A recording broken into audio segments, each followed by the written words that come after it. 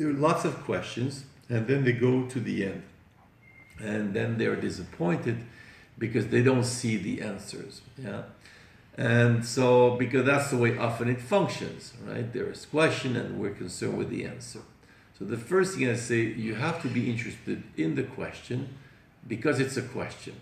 Now I learned, I don't know how much it's true, but I learned that the word for question in Chinese is the same word as for problems. And in general, we don't like problems. So I invite people to change something in their mind, to shift the way they think, and to think a question is interesting. A question, it challenges you. A question, it makes you think. So questions are good. So we have to enjoy the questions just because they make you think. In fact, some questions have answers. They have different answers in the books. But some questions, all the little questions, they have no answer at all. And people are a bit disappointed, but I say, no, it's a gift. See, a good question is a gift. So you take this question, you ask yourself, you ask the child, you invite. And the reason why there is no answer in those questions, because that's the point. It's like if you go to the gym and the teacher says you should do this exercise, the child has to do the exercise. It's not the professor or the gym teacher that's going to do the exercise for the child. So the idea is to reconcile with what I call the culture of the question or the culture of the problem.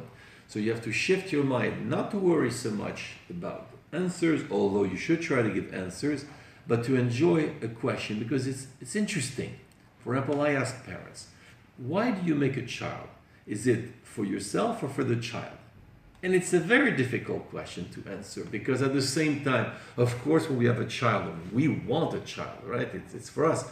But when the child is there, we want something for him, for the child. So, but it's important because very often it's not clear for parents and sometimes they behave like a child is for them. And I say, you have to be careful that a child has got his own personality, is himself. You might be even disappointed. You know, we are often disappointed. I have children, I know what it is, where we would like our child to do something or to like something, but our child is not the way we would like, yeah? So I think if you accept the fact it's a question, the fact it's a problem, but that's part of life, then maybe you're more patient, more understanding with your children.